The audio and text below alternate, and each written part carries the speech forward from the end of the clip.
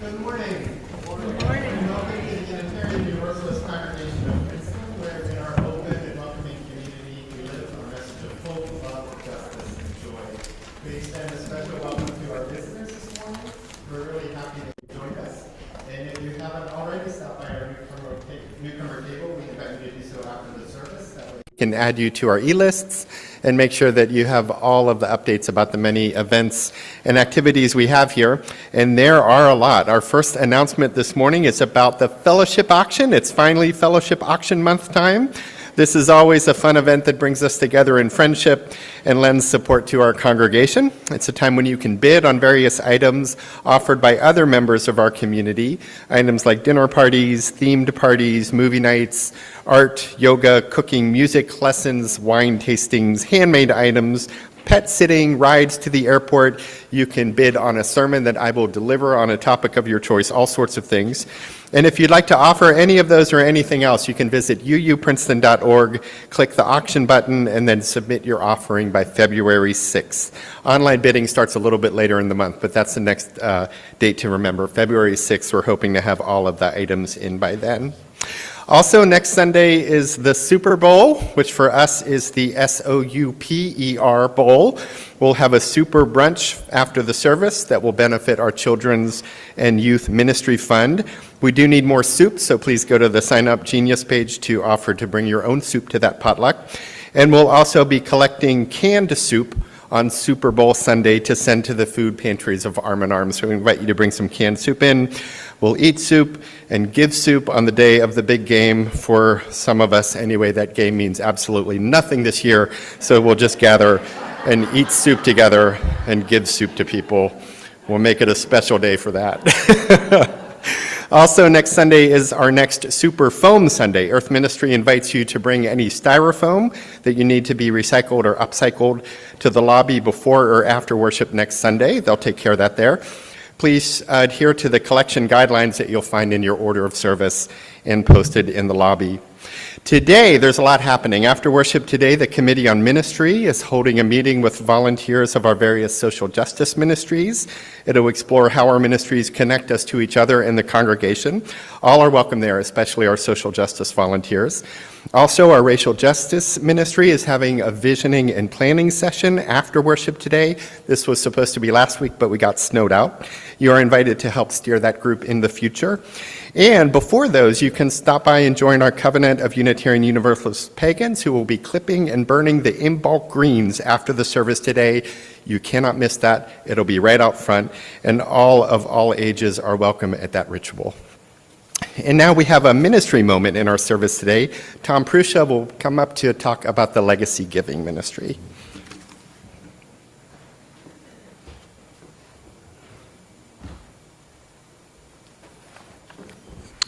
Good morning, friends.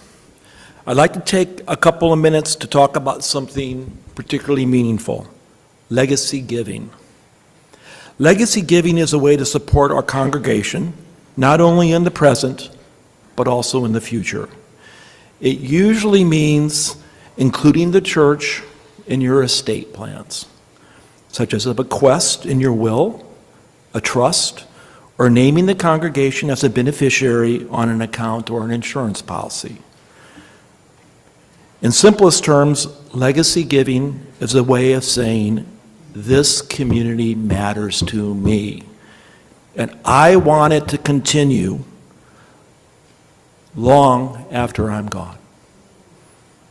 One thing I appreciate about legacy giving is that it reflects intentionality. So much of life moves quickly, and it's easy to drift without pausing to ask, what do I want my life to stand for? What values do I want to carry forward? Legacy giving is one way to answer those questions with clarity. It's a thoughtful act that says, I want my resources to reflect my values. It's a way of aligning what we believe with what we build, supporting the kind of world that we hope for and the kind of community we want to sustain. Many of us give generously with our time, our talents, and our financial gifts year after year. Legacy giving is different because it strengthens the long-term future of what we love about this congregation. Our worship, our music, our religious education, our pastoral care, our justice work, and our sense of belonging. And legacy giving isn't only for people with large estates. A gift of any size can make a lasting difference. What matters most is the intention, choosing to leave a gift that strengthens our shared community. When we make a legacy commitment, we're not just giving money, we're giving continuity, we're giving hope. We're helping ensure future seekers, families, children will have a spiritual home where they can grow, question, heal, and serve. I also want to emphasize that this is a conversation for our entire church family. We especially want to reach out to our younger families. Getting your affairs in order isn't just for the distant future.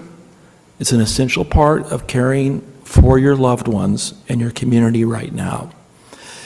To help us all navigate this, our ministry will be hosting speakers this fall for kind of a, quote, estate planning 101, and deeper sessions on legacy planning. I and other members of this ministry will be available right after the service today for any questions or just to chat more about what this might mean for you. Finally, we are looking for passionate folks to join our ministry team. If you feel called to help us grow this culture of stewardship and hope, please come find me. I invite you to consider legacy giving as part of your long-term plans. It's a way to carry forward the love and values we found here, so this congregation remains a beacon for generations to come. Thank you.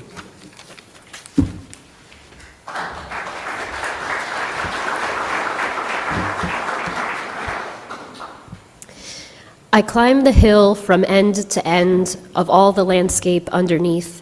I find no place that does not breathe some gracious sign of my dear friend. From the poem In Memoriam by Alfred Lord Tennyson. And please join me in the unison affirmation, which is in the back of your gray hymnal. It's number 483. There's no line breaks, so we're going to do our best here. When despair for the world grows in me, and I wake in the night at the least sound, in fear of what my life and my children's lives may be, I go and lie down where the wood drake rests in his beauty on the water, and the great heron feeds. I come into the peace of wild things who do not tax their lives with forethought of grief.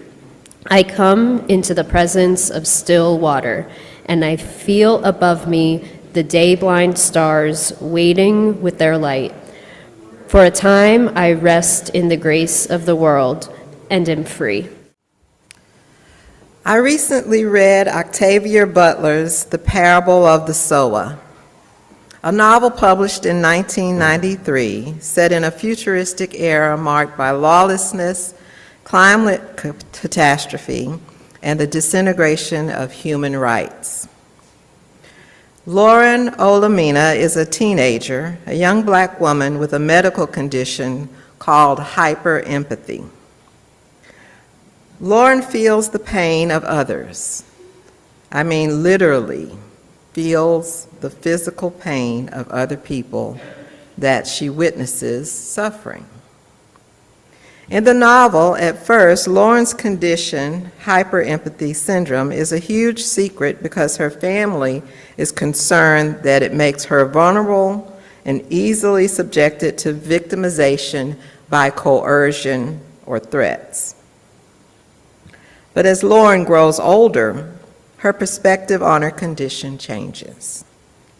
This change is brought about when Lauren compares herself to a person whom she perceives to be a sociopath. Ultimately, Lauren concludes that if more people had hyperempathy, it would operate as a restraint on harmful actions and behaviors. If everyone could literally feel everyone else's pain, we might do more to live in community with each other. I began to wonder, what if we could live in a world where everyone had hyperempathy? Maybe not to the full extent that Lauren had it, but at least a touch of it.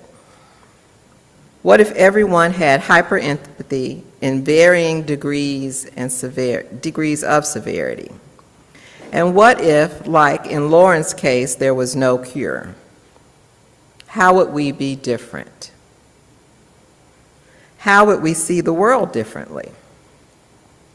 Perhaps the last thing we need is another medical condition where complexities of managed care and insurance coverage, or the lack of it, make our lives just more heavy, more difficult, more challenging for everyone involved and affected. Perhaps the prevalence of the disease of hyperempathy would only cause more people to isolate themselves from others. Besides, if we are honest with ourselves, empathy is not empathy without love at the center. So in this time of our recognizing and witnessing lawlessness, climate catastrophe, and a complete disregard for human rights, we must find ways to keep love at the center. With the words of Thich Nhat Hanh, will you pray with me, please? Let us be at peace with our bodies and our minds. Let us return to ourselves and become wholly ourselves. Let us be aware of the sources of becoming common to us all and to all living things. Evoking the presence of the great compassion, let us fill our hearts with our own compassion towards ourselves and towards all living beings. Let us pray that we ourselves cease to be the cause of suffering to each other. With humility, with awareness of the existence of life, and of the sufferings that are going on around us, let us practice the establishment of peace in our hearts and on earth. Amen. One week, I was at my grandfather's house. The next week, he was gone. At first, I didn't understand where he had gone or why. I had just seen him on Sunday like we did every week. He didn't even say goodbye. A month later, my great-grandmother was gone too. But by that time, my 6-year-old heart had hardened. Everybody dies, and they never say goodbye. The loss I experienced at this early age did not come with a comprehensive skill set of how to manage grief. But there was grief, raw and intimate, and left unchecked in my young and still molding mind, it seeped its way into every crevice of my thoughts. It buried its roots deep and constricted my mind so that every thought, every action was tainted with the fear of anticipating my next great loss. So I hid in places where death and grief couldn't find me. One of the fortresses that I built to keep grief out was a beautiful, thriving garden. What better representation of life and bounty than this small patch of earth, rewilded for the benefit of my human and non-human neighbors alike? My wife and I grow vegetables and share them with neighbors. We plant native plants that attract monarchs and groundhogs, bluebirds and titmice. Each morning, we wake to the sounds of 100 birds singing at our feeders.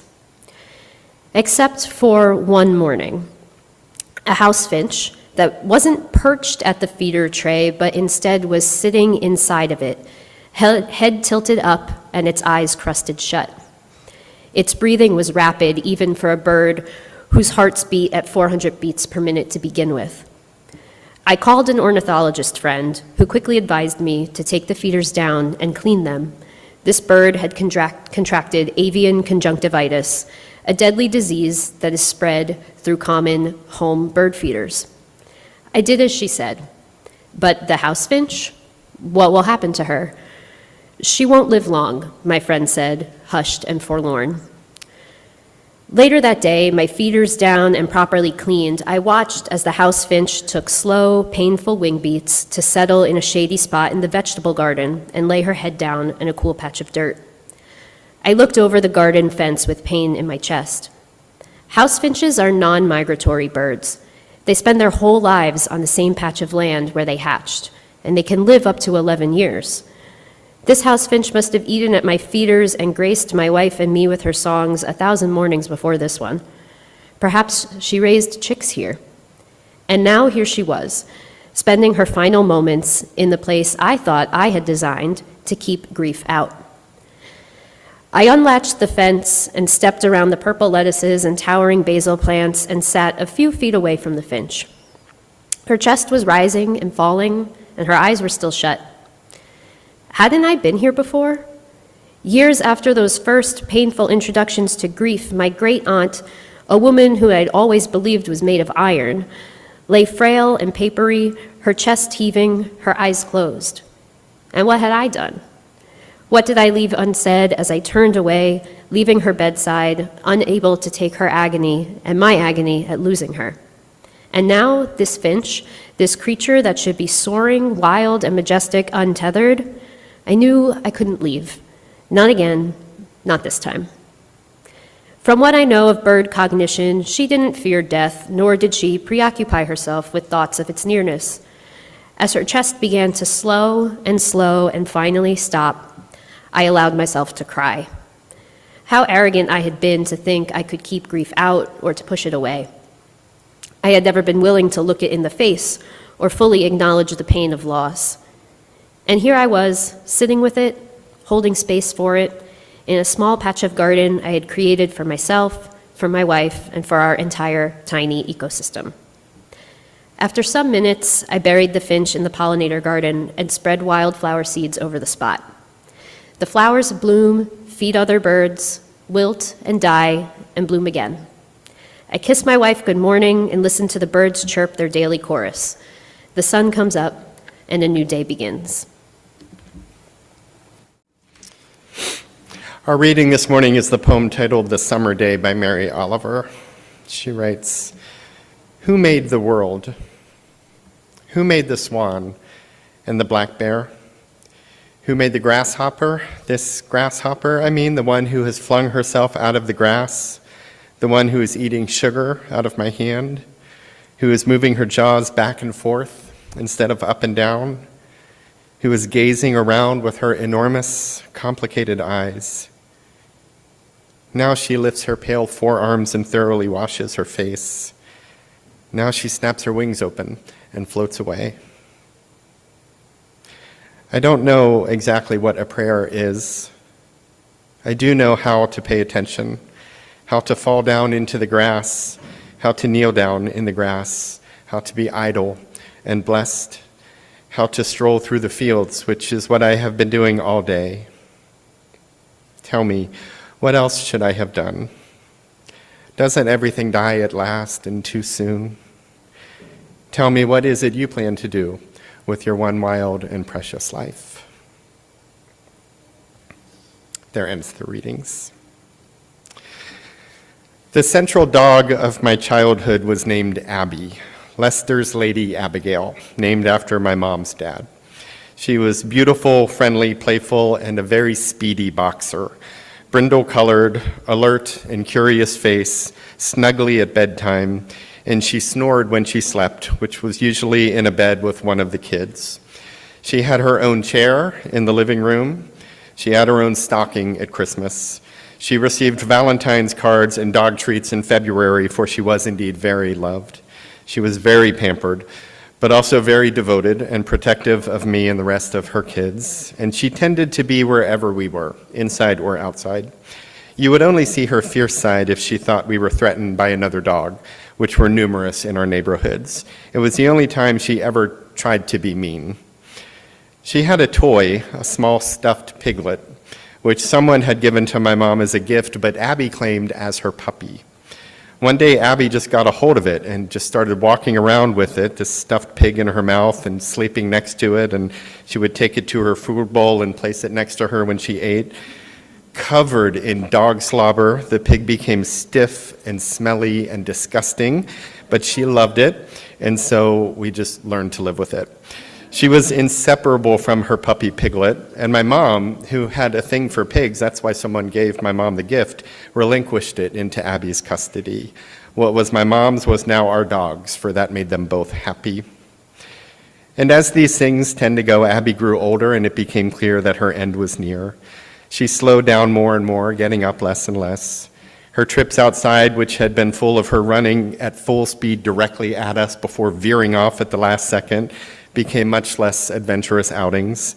She would walk around, smell the air, sniff the grass, and soon be ready to go back inside, where she would sleep more and more and move less and less until one day this slowdown became a full stop.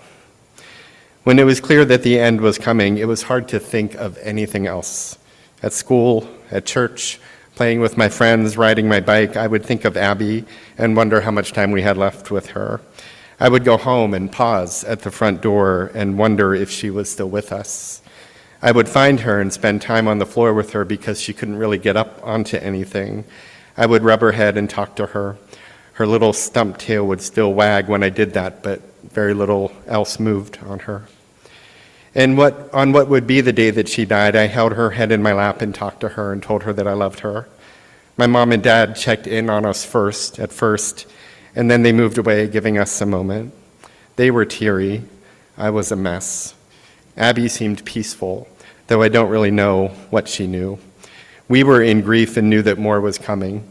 Abby just seemed to quietly enjoy the company, as she always enjoyed our presence.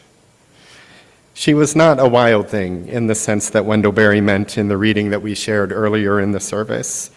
He wrote about despair and fear, about anxiety over the future facing him and his kids, and said that when he is gripped by such despair, quote, "I come into the peace of wild things who do not tax their lives with forethought of grief." He was talking about wild animals and their surroundings in nature, the drake, the heron, the water, the sky, the day-blind stars waiting with their light. I've read that line so often that when I'm outside and remember to pause and pay attention, the daytime sky will become star-filled for me. The noon sky will be filled with stars, their light blended with that of ours, their ancient light, shone so long ago but reaching us now like that of the ancestors, joining the light that is here and close, still illuminating together this one world of past and present, illuminating together the lives we share now and those that we shape for tomorrow. The ancient light of light years and the new light of millions of miles, shining upon the wild things and the domestic dog and her people pack and the stuffed pig that she loved. Abby was not a wild thing. She would not have lasted in the wild any more than I would last in the wild. But I don't think she taxed her life with forethought of grief the way her people did. I think she was closer to wild than we were.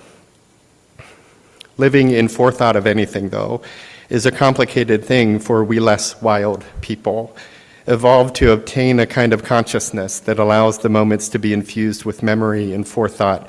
We bounce back and forth between what was and what might be. And neither needs to be, but both can be realms of the anxious. Both can be tinged with regret or the kind of despair of which Berry wrote.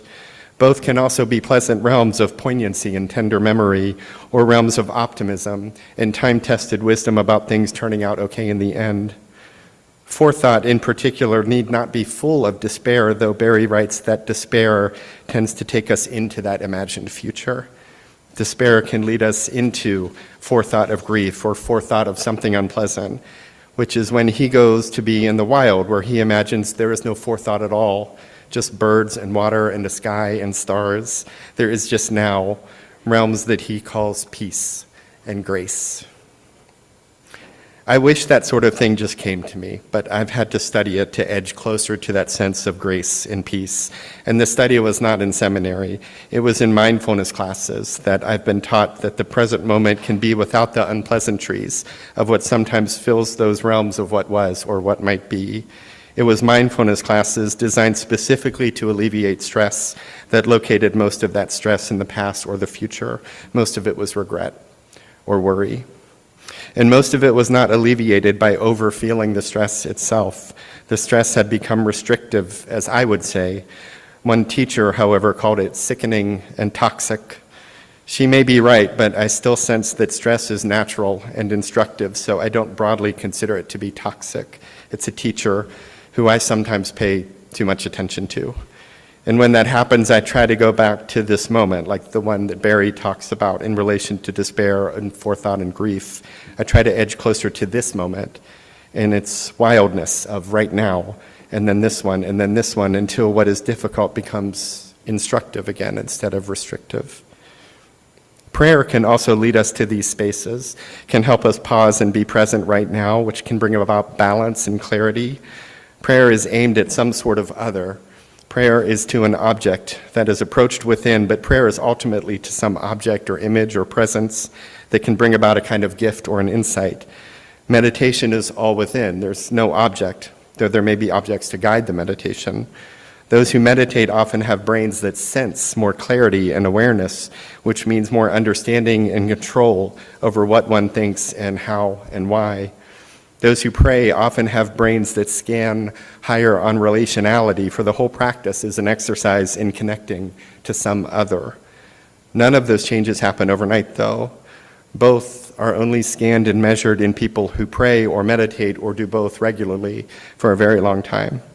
And indeed, many practices these days are a blending of the two. Many prayers and meditations are a kind of both or neither, but are still aimed at inner transformation and clarity. And both often end up answering regret and despair with a peace that is not really the wild peace of Berry, but a human or holy or human and holy peace that can be found right now with less regret and less anxious forethought. I don't think Abby prayed with me when I prayed for her as she neared death, but she was present. And God or no God, that was the connection that mattered to a middle schooler in that moment. And if God was there as peace and comfort and witness. And though her forethought may have been more of a foresensing, for perhaps she sensed that death was close, I don't think it was the despairing kind that Berry wrote of. Forethought of grief is not in the wild things like it is in us, for we are not wild things in their ways.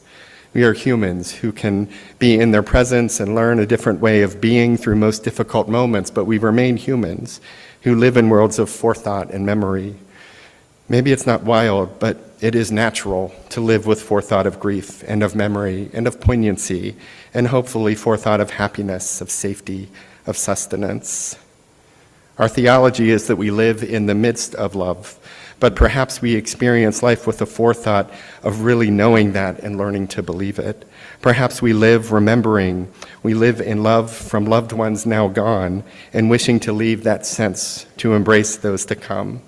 We may live in the midst of love, but it is sometimes like those day-blind stars, unseen, unknown, unwitnessed.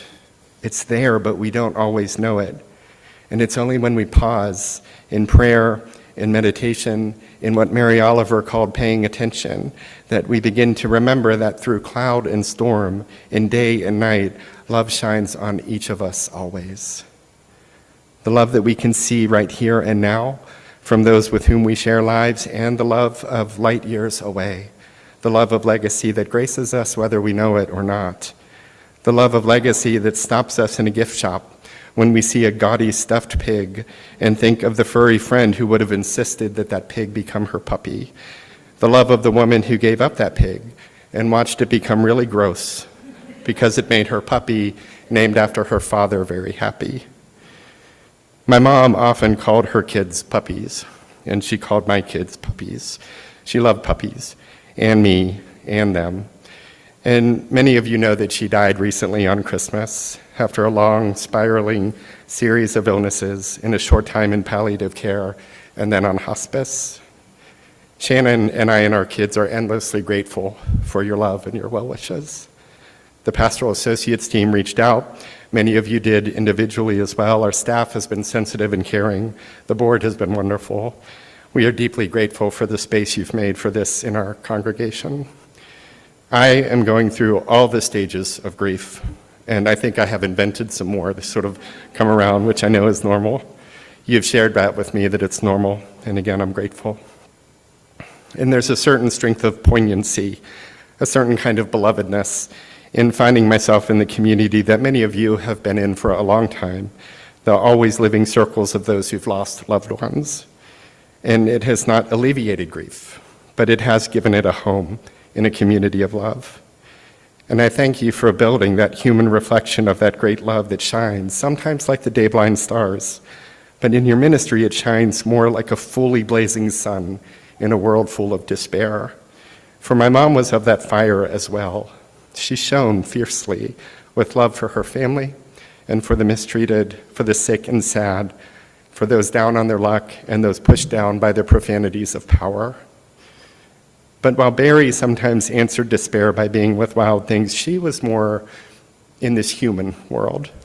And like her, I too find myself drawn to people when despair in the world grows for me.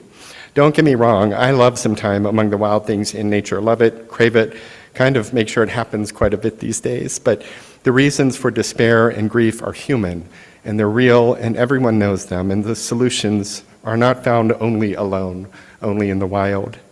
They're found in joining together with good people with big visions who each take small steps toward building something more beloved. The despair that arrests can be salved only partially with prayer, with meditation, with wood drakes and still water. It is only fully salved with people caring for each other and the stranger, and making visible the day-blind light of love, the day-blind light of love of God and the ancestors shining upon us. For that love still shines. When we grieve, it shines. When we celebrate, it shines. When we care for each other, it shines.